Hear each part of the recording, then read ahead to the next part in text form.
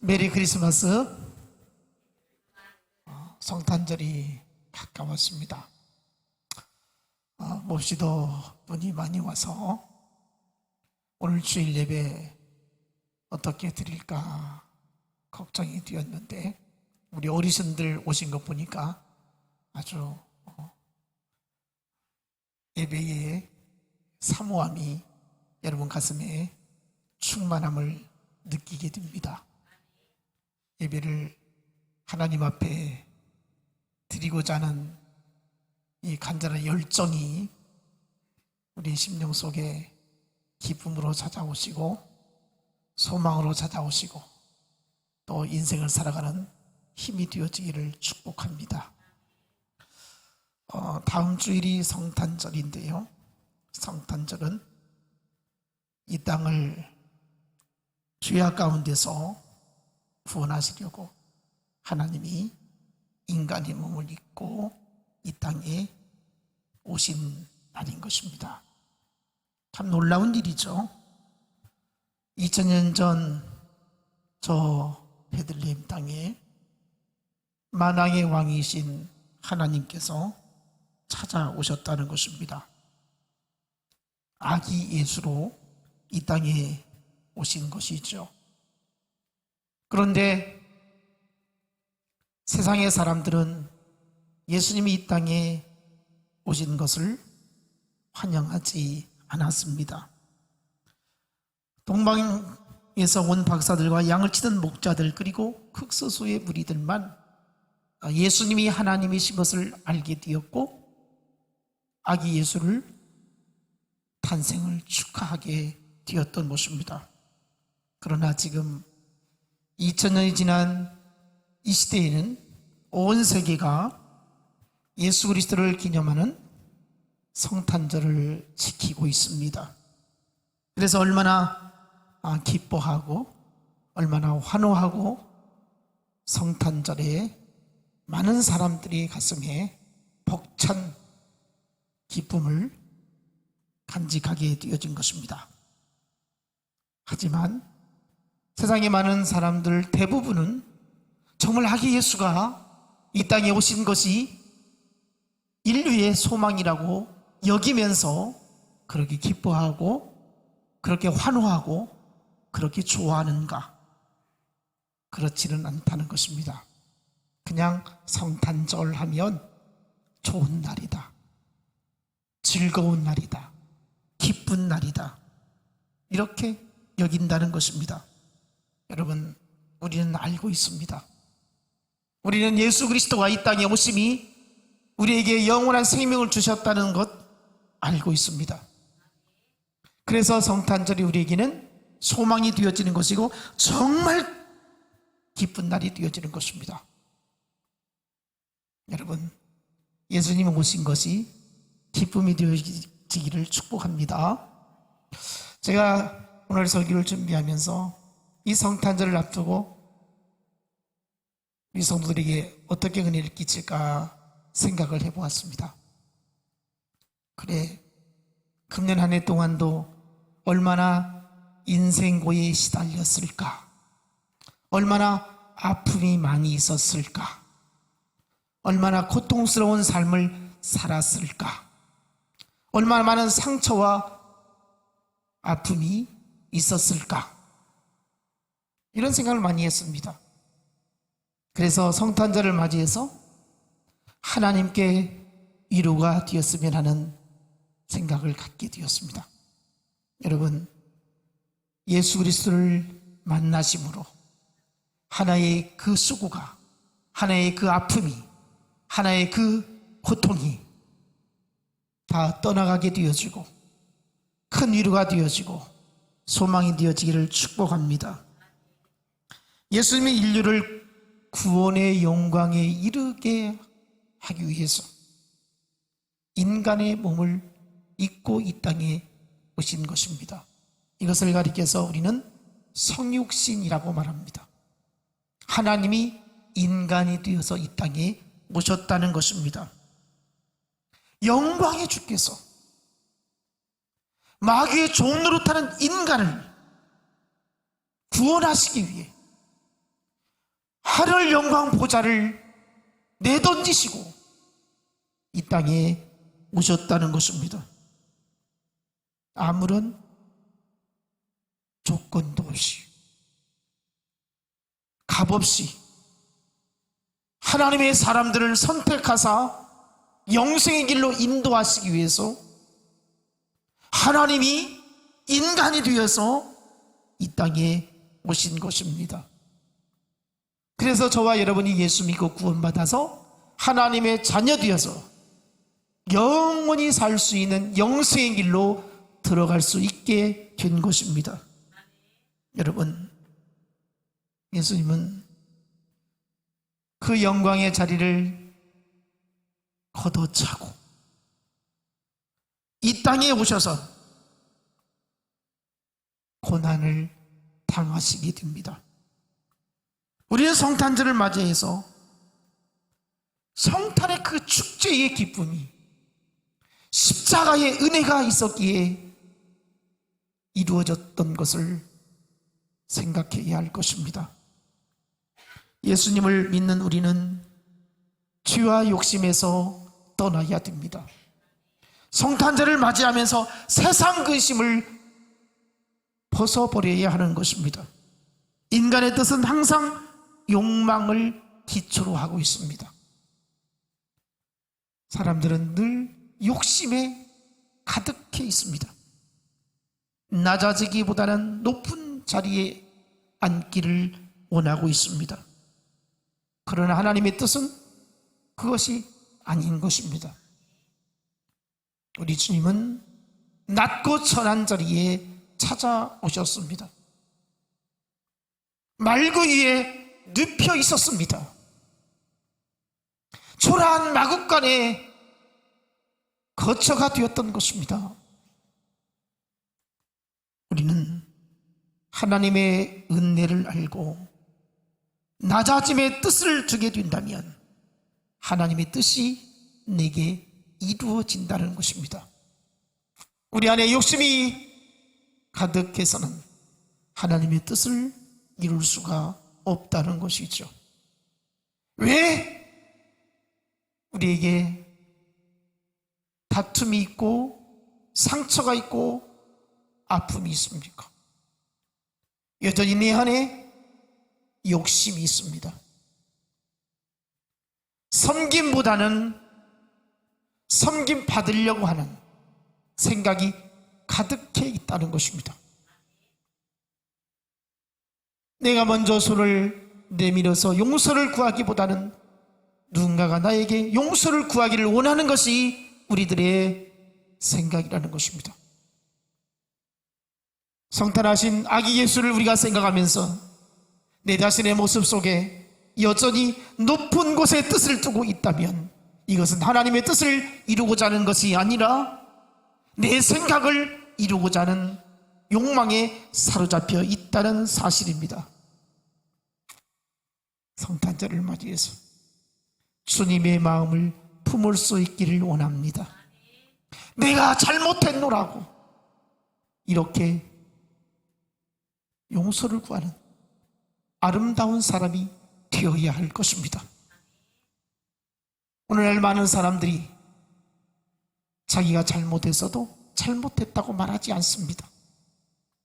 얼마 전에 방송을 보니까 전국의 대학 교수들이 금년에 사자성어를 말하는데 자기가 잘못하고도 잘못했다고 말하지 않는 것이라는 것이 사자성어로 선정된 것을 보았습니다.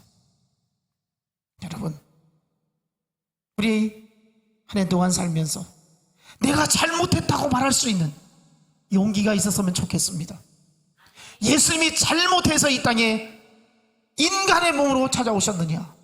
전혀 그렇지 않습니다. 아무 잘못도 없습니다. 십자가를 칠 만한 이유가 하나도 없습니다. 아니, 인간의 몸으로 이 땅에 오실 만한 이유가 하나도 없습니다. 그럼에도 불구하고 인간을 살려야 되겠다는 그 하나의 뜻이 있었기 때문인 것입니다. 우리는 아기 예수의 탄생을 축하하면서 성탄절을 맞이하게 되어지는데, 주님처럼 낮은 자리에 임할 수 있기를 축복합니다. 디모데후서 3장 1절에서 15절 말씀 보면, 우리가 살아가는 세상은 날로 각박해져 가고 있음을 말씀하고 있습니다. 사람들이 왜 이렇게 사랑이 없는지, 왜 이렇게 인정머리가 없는지, 왜 이렇게 양보가 없는지, 왜 이렇게 따뜻한 사랑이 없는지, 시대가 갈수록 더욱 그렇게 되어진다는 것입니다. 소망이 사라지고 있습니다. 믿음이 약해지고 있습니다. 마귀는 죽이고 멸망시키는 일을 끊임없이 계속해서 이 시대에도 이루고 있다는 것입니다. 우리가 사는 이 세상은 죄악의 광풍이 몰아치고 있습니다. 믿음으로 살려고 하는 생각보다 세속에 빠져서 살려고 하는 광풍이 우리의 심령을 휩쓸고 있습니다. 질병의 광풍, 가난과 저주의 광풍, 흑암과 사망의 광풍이 우리의 삶을 뒤흔들고 있다는 사실입니다. 여러분, 이 시대가 이렇습니다. 잠언 1장 27절에 너희의 두려움이 광풍같이 임하겠고 너희의 재앙이 폭풍같이 이르겠고 너희의 근심과 슬픔이 임하리라. 얼마나 많은 광풍이 우리를 갈팡질팡하게 하고 믿음의 길을 가는 데 있어서 잘못된 길로 빠지게 하는지 모릅니다. 우리 주님은 아기 예수로 이 땅에 오셔서 이렇게 두려움과 재앙과 근심에 빠져있는, 슬픔에 빠져있는 우리 인간들을 향해서 십자가에서 살을 찢기시고 피를 흘리심으로 인하여 그 무서운 광풍을 잠재워 주셨다는 사실입니다. 우리는 예수 믿습니다. 하나님이신 것을 믿습니다. 그렇다면 예수 그리스도의 능력으로 세상 가운데 휘몰아치는 이 광풍을 누를 수 있기를 원합니다. 갈아치우기를 원합니다. 아담과 하와가 하나님을 저버리고 에덴 동산을 떠난 이후에 거대한 광풍이 온 세상에 가득 차게 되었던 것입니다. 바로 그 자리에 죄악의 세상에 우리 주님이 찾아오신 것입니다. 그래서 십자가를 통해 잠재워 버린 것입니다. 그리스도의 찢어진 몸과 흘리신 피가 우리를 구원해 주신 것입니다. 골로새서 1장 13절로 14절에 보니까 그가 우리를 증함의 권세에서 건져내사 그의 사랑의 아들의 나라로 옮기셨으니 그 아들 안에서 우리가 속량 곧 죄사함을 얻었도다. 광풍이 아무리 몰아쳐도, 인생의 고난이 몰아쳐도, 아픔이 몰아쳐도 예수 그리스도의 품 안에 들어가면 예수 그리스도의 능력과 은혜로 우리는 피할 수가 있게 되어지는 것입니다. 이번 성탄절은 이런 인간고의 문제들에서 떠나서 화평케 되어지기를 축복합니다. 사람은 누구나 평안하기를 원하고 있습니다. 평안하게 살기를 원하고 있습니다. 평안하게 살려고 노력도 하고 있습니다. 우리 주님이 주시는 참된 평안이 우리에게 임해야 되는 것입니다. 그런데 사람은 평안을 하나님께 구하지 아니하고 세상 가운데서 찾으려고 한다는 것이죠. 여러분, 어느 때 평안합니까? 어느 때 마음의 안정을 갖습니까? 내 육신이 필요한 것들이 채워질 때에 평안함을 누리는 것 같습니다. 내가 갖고 싶은 거, 원하는 것 얻을 때에 참 평안하다, 행복하다 이렇게 생각을 하게 되어지는 것입니다. 그러나 이것이 끊임없이 지속되어지느냐? 그렇지 않다는 것입니다. 세상이 주는 것은 그럴싸하게 보이는 일시적인 것뿐이지 평안을 붙잡아 줄 수 없다는 것입니다. 우리 영혼이 그리스도를 통해서만이 참된 평안이 있고 만족을 얻을 수가 있다는 것입니다. 여러분, 예수 믿는 사람이 질병 가운데서도 죽음 앞에서도 기뻐할 수 있는 이 평안이 있다면 우리는 정말 행복한 사람이라고 말할 수 있을 것입니다. 지금 여러분 삶의 현장 가운데에 얼마나 부족한 것 때문에, 채워지지 않은 것 때문에 힘들어하고 답답하고 인간관계에서 얽히고 설킨 것 때문에 괴로워하고 있습니까? 그러나 내 현실은 아무런 평안을 누릴 수도 없고 행복하다고 말할 수 없는 상황에서도 하나님 앞에 감사할 수 있고 기뻐할 수 있고 평안을 누릴 수 있다면 우리는 예수 안에서 살고 있다는 증거일 것입니다. 여러분, 평안을 주시기 위해서 우리 예수님이 이 땅에 오셨습니다. 금년이 다가기 전에 성탄절을 맞이하면서 마음에 참된 평안이 찾아오기를 축복합니다. 그러기 위해서는 우리가 성탄절을 은혜롭게 맞이해야 되겠습니다. 성탄절을 정말 즐거운 성탄절이 되어야 되겠습니다. 하나님 앞에 감사하는 성탄절이 되어야 되겠습니다. 오늘 본문의 말씀을 통해서 동방 박사들이 성탄절을 어떻게 맞이했는지, 성탄하신 예수 그리스도를 어떻게 축하했는지 우리가 말씀을 통해 생각해 보려고 합니다.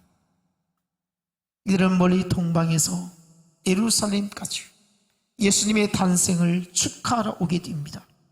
자그만치 그 거리가 1450km가량 된다고 합니다.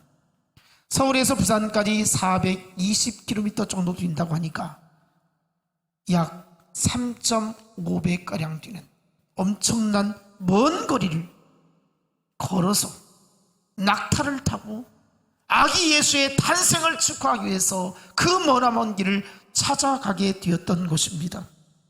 산 넘고 물을 건너서 사막길을 지나며 험난한 길을 가게 되었던 것이죠. 예수님의 탄생을 축하하기 위해서 단 하나의 별을 보고 찾았던 그들의 발걸음은 얼마나 어렵고 힘들고 생명을 잃을 수도 있는 위험한 길이었던 것입니다. 맹수들이 가득했습니다. 독충이 가득했습니다. 도적과 강도들이 가득했습니다. 그 험한 길을 오직 하나, 하나님이신 예수 그리스도가 인간의 몸을 입고 이 땅에 오셨다는 그 믿음 하나 가지고 찾아가게 되었던 것입니다. 마태복음 2장 1절로 2절 이렇게 말씀합니다. 헤로드 왕 때에 예수께서 유대 베들레헴에서 나심에 동방으로부터 박사들이 예루살렘에 이르러 말하되 유대인의 왕으로 나신 이가 어디 계시냐? 우리가 동방에서 그의 별을 보고 그에게 경배하러 왔노라 하니, 별을 보고 찾아왔다는 것입니다. 여기 동방이란 어디를 말합니까? 바로 페르시아를 말합니다. 가나안 땅을 원래는 이 바벨론이라고 하는 나라가 침략을 해서 이스라엘 백성들을 포로로 끌고 가게 됩니다. 포로로 끌려갔던 유대인들이 그곳에서 하나님을 경외하고 하나님 말씀을 연구하고 삶을 하나님의 뜻에 쫓아서 살려고 힘썼던 영향을 끼치게 되었던 것입니다. 그런 사이에 바벨론이라고 하는 이 나라가 바로 바사, 페르시아라고 하는 아주 조그만 도시국가에 의해서 망하게 되어집니다. 그런데 그 바사 왕국이 들어서면서 이제 고레스 왕 때에 유대인들은 구국으로 돌아가게 되죠.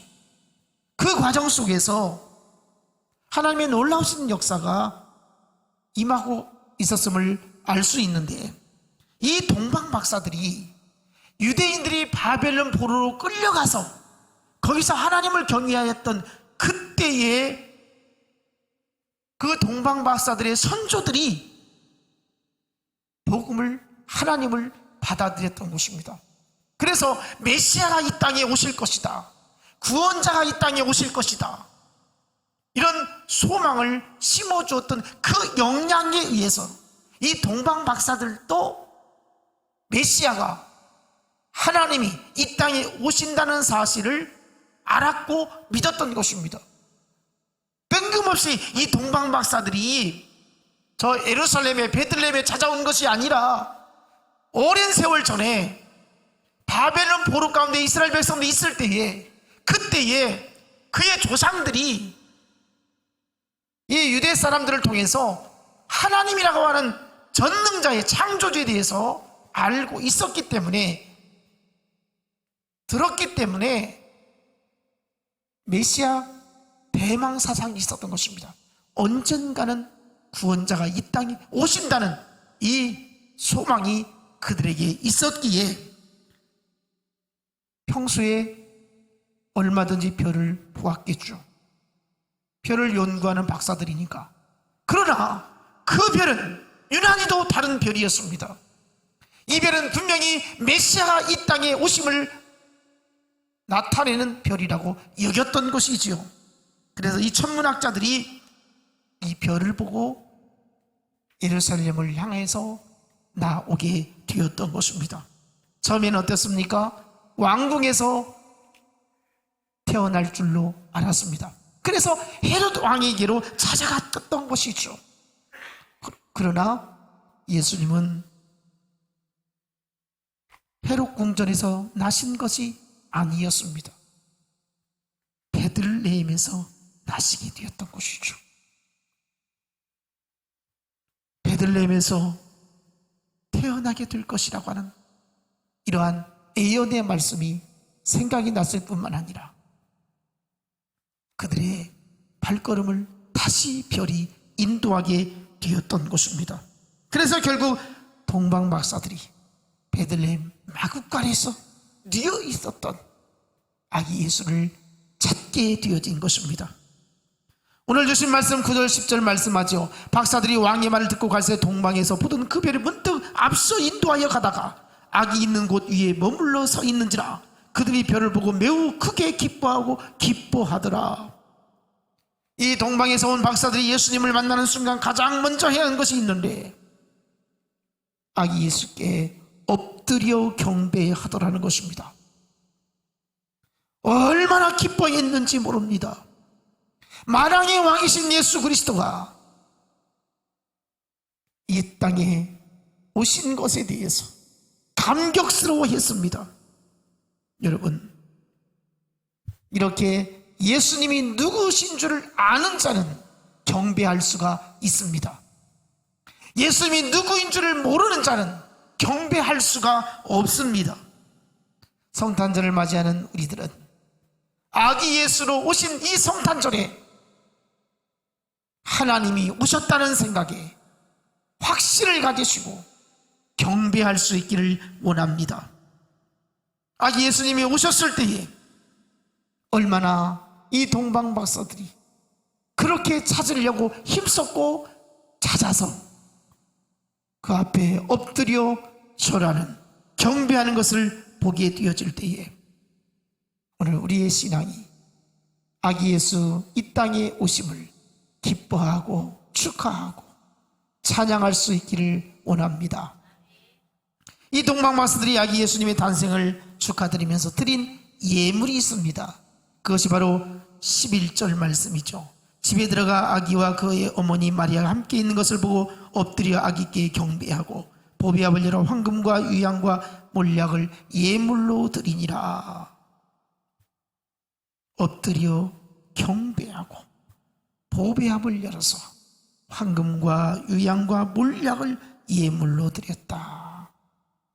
여러분, 왕이시기에 아기로 이 땅에 오신 예수 그리스도가 만왕의 왕이시기에 가장 귀한 예물을 드리게 되었던 것입니다.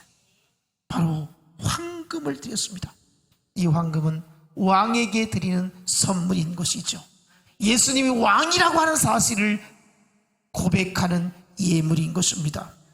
유향을 드립니다. 유향은 하나님께 드린 제사의 향입니다. 이분이 하나님이시다. 제사할 때에 드렸던 이 향이 바로 하나님이시기에 예수님께 유향을 드렸던 것입니다. 그 다음에 몰약을 드렸습니다. 이 몰약은 죽어가는 사람에게 더 이상 고통스럽지 아니하도록 주는 약인 것입니다. 바로 일종의 마약과 같은 것이죠. 고통이 느껴지지 않는 약인 것입니다. 이것은 다시 말해서 무엇을 말하느냐? 예수님이 인간의 죄를 다 짊어지시고 십자가에서 못 박혀 죽어서 피 흘리실 것을 미리 알고 이 동방박사들은 예수님의 십자가의 죽으심을 생각하며 선물로 드리게 되었던 것입니다. 여러분, 너무나도 귀하고 귀한 것입니다. 이 동방박사들이 예수님께 드렸던 황금과 유황과 몰약은 너무나도 귀한 것이고 가치가 있는 것이었습니다. 또한 의미가 있는 것이었습니다. 이들이 너무나도 귀한 것 선물로 드릴 때에 그들의 마음속에는 기쁨이 가득했습니다. 감격스러웠습니다. 내가 정말 사랑하는 예수 그리스도, 나의 구원자이신 예수 그리스도, 나의 소망이 되시는 예수 그리스도에게 이 귀한 선물을 드리는 것이 행복이었다는 것입니다. 여러분, 정말 내가 사랑하는 사람에게 좋은 선물 주는 것 얼마나 행복하겠습니까? 우리가 세상 살면서 그렇잖아요. 내가 사랑하는 사람에게 좋은 선물 주는 것 굉장히 기쁘고 행복합니다. 여러분, 우리가 성탄절을 맞이해서 우리 예수님께 어떤 선물을 준비하고 있습니까? 동방박사들처럼 황금과 유향과 몰약을 준비할 수 있기를 원합니다. 그만한 가치가 있는 것을 하나님 앞에 선물로 드릴 수 있기를 축복합니다. 억지로 마지못해 하나님 앞에 성탄 감사임을 드리지 마시고 정말 하나님 감사합니다. 동방박사들처럼 그런 감격스러움으로 드릴 수 있기를 원합니다. 우리가 성탄절 축하 발표회도 마찬가지입니다. 내가 아기 예수의 탄생을 축하하면서 정성껏 준비해서 발표할 수 있으면 좋겠습니다. 형식적으로 하지 마시고 정말 아기 예수를 탄생을 축하한다, 정말 기쁘다, 감사하다, 이런 마음으로 그렇게 하나님께 예물로 또 축하의 선물로 드릴 수 있기를 축복합니다. 그리고 성탄을 맞이하는 아름다운 태도는 바로 하나님이 말씀하신 대로 따라가는 것입니다. 이 동방박사들이 어떻게 하나님의 뜻에 순종했는지 주신 말씀 12절 보니까 고매 헤로데에게로 돌아가지 말라, 지시하심을 받아 다른 길로 구국에 돌아가니라. 헤롯 왕을 만났을 때에 헤롯 왕이 깜짝 놀랐습니다. 이스라엘 왕이 나셨다고 하는 이 말에, 아니 내가 왕인데 어디에 또 왕이 났다는 말인가 해가지고 이 동방박사들에게 그 왕을 만나거든 나에게 꼭 알려주고 돌아가라고 이렇게 말했습니다. 명령을 했죠. 그런데 하나님께서 말씀하십니다. 헤로데기로 돌아가지 말라, 다른 길로 돌아가라고 말씀하고 있습니다. 헤로데에게 들리지 말고 그냥 집으로 돌아가라고 이렇게 말씀하십니다. 이 동방박사들이 생각할 때 어떻겠습니까? 어떡하지? 어떻게 하면 좋지? 하나님이신 예수 그리스도가 이 땅에 오셨다는 것 헤롯 왕이 꼭 알려달라고 했는데 그냥 가면 어떡하지? 우리 뒤를 쫓아서 우리를 해치지 않을까? 이런 생각하지 않았겠습니까? 갈등이 있었지 않겠습니까? 헤롯이 뭐라겠습니까? 나도 가서 그에게 경배하겠다, 이렇게 7절 8절에 보면 나와 있습니다. 진짠가? 진짜 헤롯 왕이 예수님 오셨다고 어디에 계시다고 말을 하면 정말 아기 예수께 와서 경배할까? 막 이런 갖가지 생각이 많았을 것입니다. 그런데요, 이 동방 박사들은 하나님이 지시하신 대로 아니야, 우리가 여기서 사람의 말에 기울이면 안 돼, 왕의 말에 기울이면 안 돼, 하나님이 우리에게 지시하셨잖아, 그냥 집으로 돌아가라고. 그래서 이 박사들은 헤롯에게 들리지 아니하고 집으로 돌아가게 되었다는 것입니다. 여러분, 우리가 성탄절을 맞이하면서 이런 생각 저런 생각 많이 있습니다. 한 해를 또 마무리하고 정리하면서 내 생각이 막 여기저기 막 나뉘어지고 있습니다. 하나님께 응답을 받아야 되지 않겠습니까? 하나님 뭐라고 말씀하시는지 우리가 확실히 알아야 되지 않겠습니까? 이 성탄절에 우리가 느껴야 할 것이 있다면 하나님 말씀하시옵소서. 듣겠습니다. 순종하겠습니다. 내 생각대로 아닌 하나님께서 기뻐하실 만한 그 길로 가겠습니다. 이 성탄절을 맞이하면서 우리의 믿음이 박사들처럼, 이 동방 박사들처럼 머나먼 길 아기 예수가 오셨다는 이거 별 하나 보고 찾아왔던 그 발걸음을 생각해보고, 그리고 가장 귀하게 여겼던 황금과 유향과 몰약을 아기 예수께 드렸던 그 박사들의 심정을 생각해보고, 그리고 헤롯 왕에게로 돌아가지 아니하고 국으로 돌아가라는 하나님의 말씀을 생각해보고, 우리가 과연 이 성탄절을 어떻게 맞이할 것인가? 하나님의 뜻을 쫓아서 성탄절을 준비하시고 맞이하시고 성탄절 정말 축하하는, 기뻐하는 행복한 성탄절, 메리 크리스마스가 되어지기를 축복합니다. 여러분, 성탄절에 여러분의 인생에 갖가지 모든 어둠 가운데 있는 것들이, 또 심령을 아프게 했던 것들이, 고통에 사로잡혔던 것들이 말끔히 씻어지고 해결되어지고 하나님의 은혜로만 가득한 복된 성탄절을 맞이하시기를 주님의 이름으로 축복합니다. 기도하겠습니다. 하나님 감사합니다. 즐거운 성탄절, 기뻐하는 성탄절, 만족하는 성탄절, 행복한 성탄절, 하나님이 인간의 몸을 입고 이 땅에 오신 것을 마음껏 축하하는 성탄절을 맞이할 수 있도록 은혜를 부어 주옵소서. 성탄절을 잘 준비해서 하나님께 영광이요 이 땅에 평화가 되게 하여 주옵소서. 예수님 이름으로 기도하옵나이다. 아멘.